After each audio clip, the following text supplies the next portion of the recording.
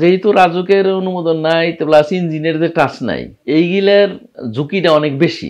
ডেভেলপাররা যে বিল্ডিং বানাচ্ছে তারা কিন্তু আর্থকুইকের ইঞ্জিনিয়ার দিয়ে আর্থকুইকের এটা বেশিরভাগ মাইনেই করতেছে, সেগুলো ঝুঁকিমুক্ত হিসেবে আছে আর কি। এইটা তো যেহেতু রাজুকের অনুমোদন নাই প্লাস ইঞ্জিনের যে টাচ নাই, এইগুলার মানে ঝুঁকিটা অনেক বেশি। যদি কেউ ভালোভাবে বানায় থাকে, প্ল্যান পাস না করেও যদি ভালো বানায় থাকে, সেই বিল্ডিং থাকবে। আর যদি সয়েল টেস্টিং ঠিক মতো না করে এইরকম ভরাট মাটির মধ্যে করে বিল্ডিং বানায় হেলাইছে, তাইলে সেগুলোর ঝুঁকি তো অনেক বেশি, সেগুলোর ঝুঁকি বেশি। আমাদের যে ডেভেলপাররা যে বিল্ডিং বানাচ্ছে তারা কিন্তু আর্থকুইকের ইঞ্জিনিয়ার দিয়ে আর্থকুইকের এটা বেশিরভাগ মাইনেই করতেছে, এদের বিল্ডিংগুলি ভালো।